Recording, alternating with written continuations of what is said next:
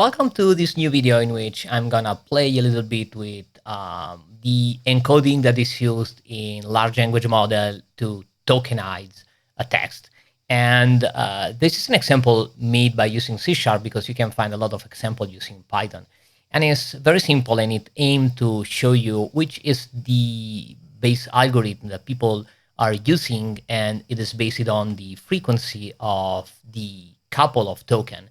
So first of all, I'm using the polyglot extension in Visual Studio Code, so I'm able to write Python notebook style while using C#. And I'm downloading one of the most famous book written in Italian, Promessi Sposi, from the project Gutenberg, and I'm gonna read all the text in memory. And then I can have a couple of helper functions that compose a couple of integer into a long using a shifting, and this will be clear in a subsequent moment why I'm doing this.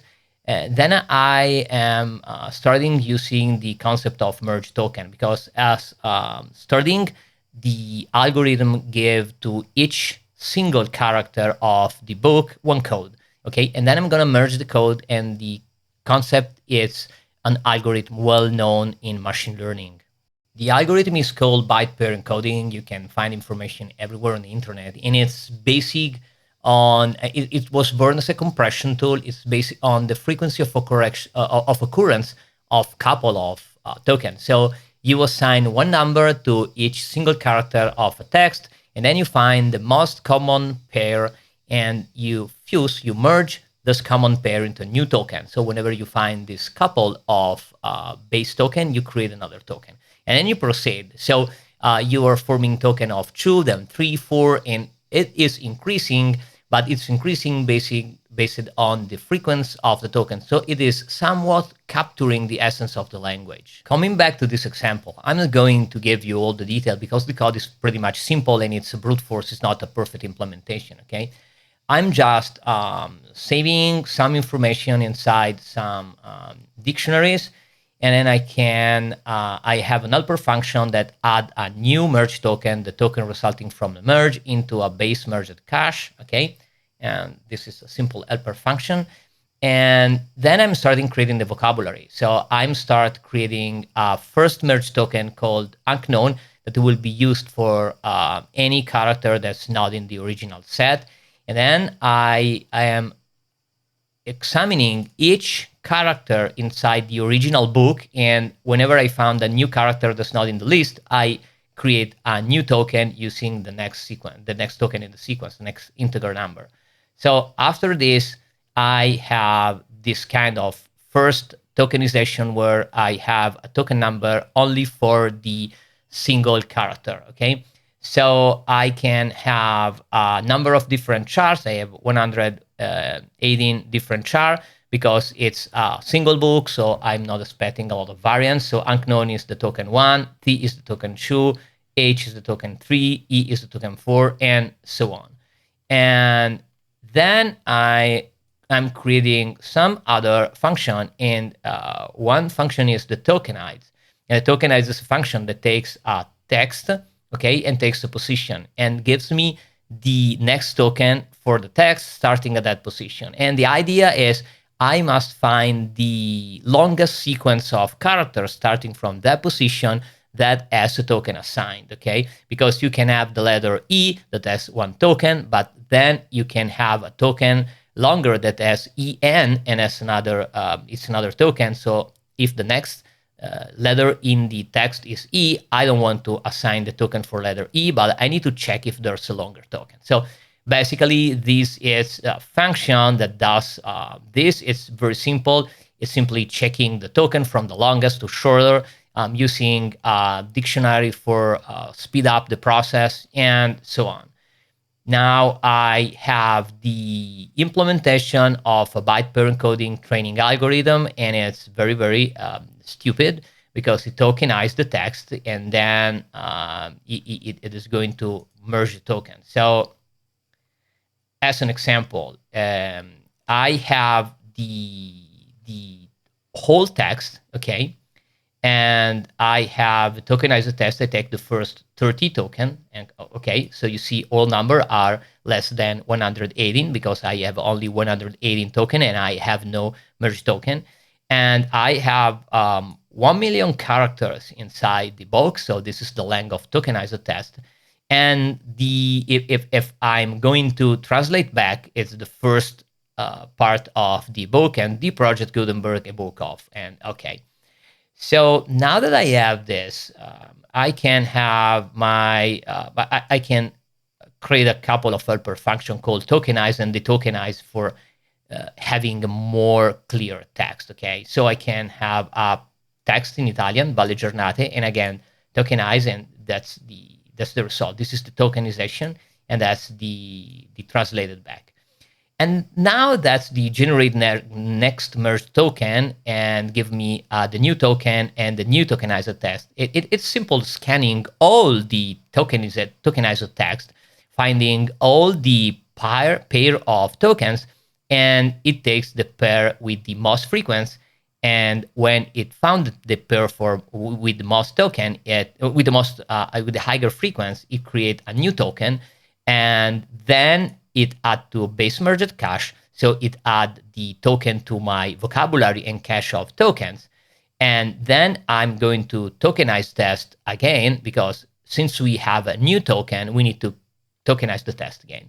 So now I'm generating next merge token, and I have this error because I forgot to execute the previous cell. So the function was not generated, was not present.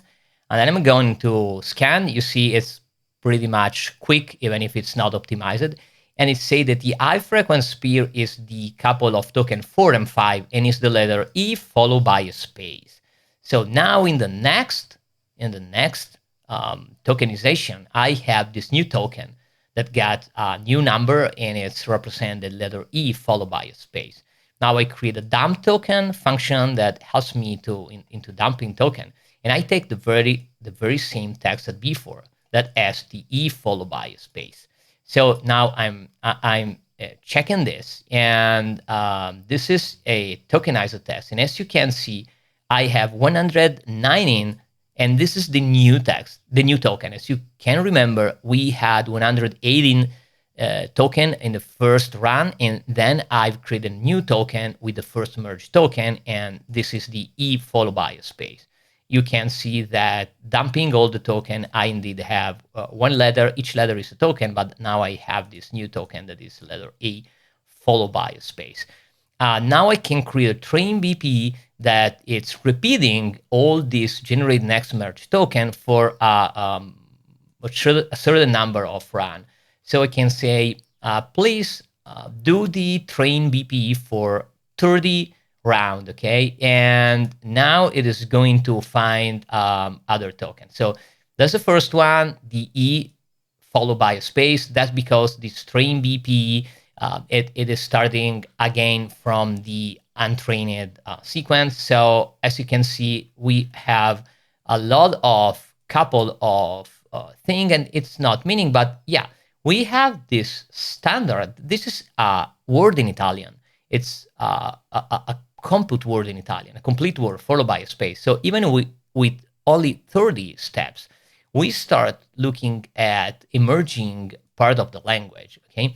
Now I have a piece of text. This is a piece of text extracted by the book, and I'm going to tokenize and telling you that we have 323 character, but tokenization reduced to 223 character, and it's normal because we are using a single token for a group of single char because it is going to compress the text. But the interesting things is, okay, if I dump token, you see this this is the token we see before, and it is very, very common in the text. It's so common in the text that even with 30 steps, I already found a 4-character token. And now we can go for, I don't know, 100. And so we proceed, and the algorithm is not optimized. It runs on CPU, but the interesting thing is you are looking at a lot of word, and if you know Italian, you know that's a complete word. That's a complete word. These are complete word. Okay, so part of the Italian language is emerging. This is part of word tutto, that means all. Okay, you start looking at pieces of Italian language coming on, and so you can do the very same thing as before, and the text is 323, but now tokenization reduced to 172, and we start looking at more and more piece of the Italian language goes on. So the idea is the more I ran this, and the more we're looking at words that are Italian word or pieces of Italian word, okay? And that is the beauty of this very simple algorithm, because all the language contains coherence in the frequency of the single character, okay? So if you are using this algorithm, using keeping only in trying to extract the sequence of characters that are most common, you are both reducing the number of token you are using, and this is good, because if you're using this algorithm for converting text into something that goes into a machine learning model, if you have less token, it's better because it's computationally faster. And if the way you are using to reduce the number of token, preserve some concept of the language, is better because it's going to absolutely preserve some concept of the language.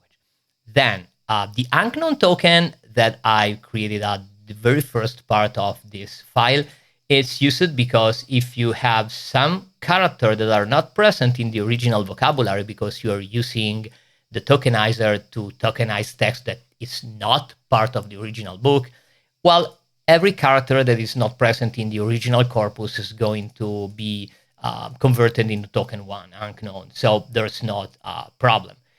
And then usually you have the concept of special token, and these are tokens that you will artificially put inside the text to signify, to sign, to inform the model that something is going on. So thanks to this function, we can artificially push some sequence of char inside the tokenizer and have a specific token, the next token in the list, in the sequence assigned to this specific pieces of text, and it's used to signal some important information.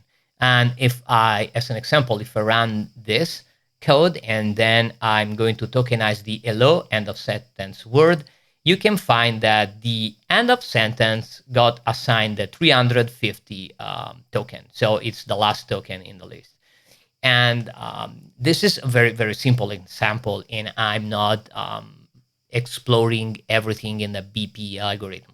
But the beautifulness is the algorithm is simple. You can implement in a very simple way, even if this kind of implementation is absolutely not good because it's not optimized, and it goes quite well in speed because I have only one book. But when you are creating a real BP tokenization scheme, you are working with probably 100 or megabyte of data. And so you need a faster algorithm, but it's not important. The concept is it is very simple to understand. You take all the corpus of your text, you assign a code, a number to each character of your text, and then you are repeating an algorithm that find the most common couple of token, and you merge, you assign new number, and then you tokenize the corpus again with the new token, and then you proceed. And so you are make emerging token of longer length, and all these tokens are usually representative of the original corpus of text. So that explain you why if you are training your tokenizer only on English language, probably it's not capturing well other language. And so you understand how much is important when you are creating such kind of tokenization. The amount of different language you got on your original corpus. Also, if you want your large language model to understand code, it's important that in the original set of document you add also code, because code has a very different structure.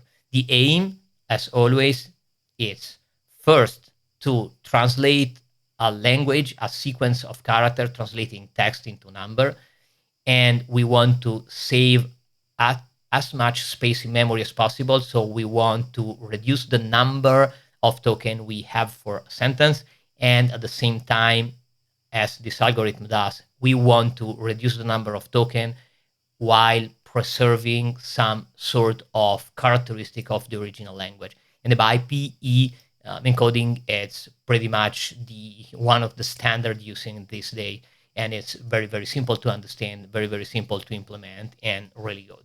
Thanks for watching.